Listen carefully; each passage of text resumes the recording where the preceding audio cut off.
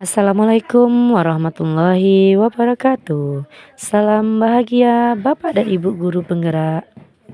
Perkenalkan, saya Deswanti SPD, calon guru penggerak angkatan 11 dan berasal dari UPTD SD Negeri 02 Mungo, Kecamatan Luak, Kabupaten 50 Kota, Provinsi Sumatera Barat.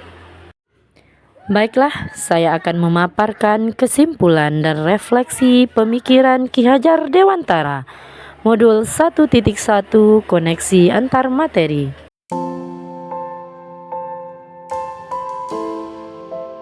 Pendidikan dan pengajaran tidaklah sama. Pengajaran adalah bagian dari pendidikan. Menurut Ki Hajar Dewantara, pengajaran adalah proses pendidikan dalam memberi ilmu untuk kecakapan hidup anak secara lahir dan batin.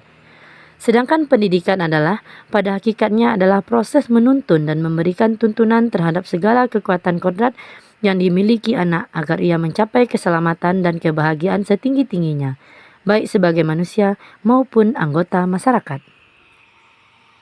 Pendidikan menciptakan ruang pada murid untuk tumbuh secara utuh agar mampu memuliakan dirinya dan orang lain serta jadi mandiri.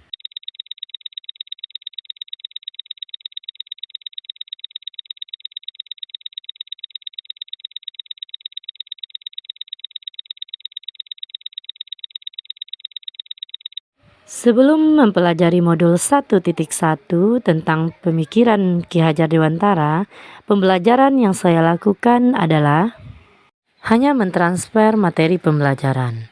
Kemudian ketuntasan dalam materi lebih penting dari memahami karakteristik murid. Kemudian yang ketiga, hanya melihat nilai dari aspek kognitif saja. Yang keempat yaitu, jika nilai murid sudah mencapai batas KKM, dianggap pembelajaran sudah berhasil. Yang kelima, murid hanya objek pembelajaran saja. Yang keenam, pembelajaran hanya berpusat pada guru atau yang disebut dengan teacher center. Yang ketujuh, tidak memperdulikan apakah murid benar-benar paham.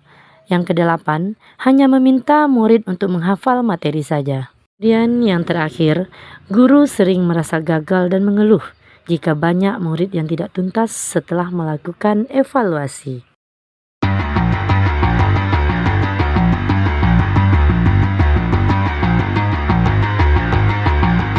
Namun, setelah saya mempelajari modul 1.1 tentang pemikiran Ki Hajar Dewantara, saya menyadari bahwa apa yang saya lakukan dan yang saya pikirkan selama ini tidaklah tepat.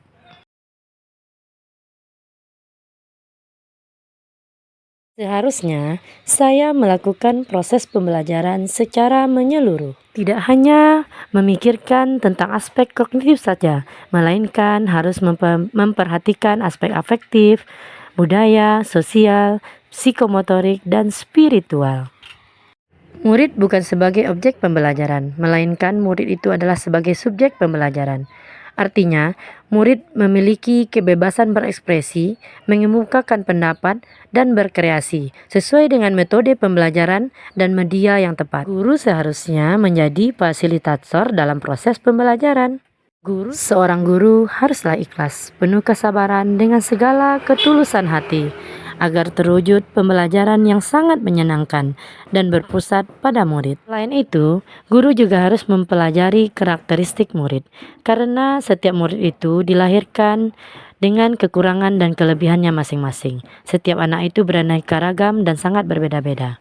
Ya, harus menghargai setiap karakter murid, memberikan kesempatan kepada murid untuk tumbuh sesuai kodratnya. Dapat segera saya lakukan agar kelas menjadi lebih baik yang mencerminkan sesuai dengan pemikiran Ki Hajar Dewantara yaitu menerapkan pembelajaran interaktif dan menyenangkan dengan melibatkan murid sesuai metode student center. Kemudian yang kedua yaitu menerapkan pembelajaran abad 21 yang sesuai dengan pemikiran Ki Hajar Dewantara, yaitu berpikir kritis kritis, kreatif, komunikatif, dan kolaboratif dengan berpegang teguh dengan konsep memerdekakan anak. Yang ketiga yaitu pembelajaran tidak lagi menuntut, melainkan menuntun, karena tugas guru adalah memberikan tuntunan dan arahan yang baik kepada murid-muridnya, menjadi suri toladan bagi murid-muridnya, baik perkataan maupun perbuatan. Yaitu tugas guru adalah mengenali karakter dan latar belakang murid dengan menjalin komunikasi yang baik.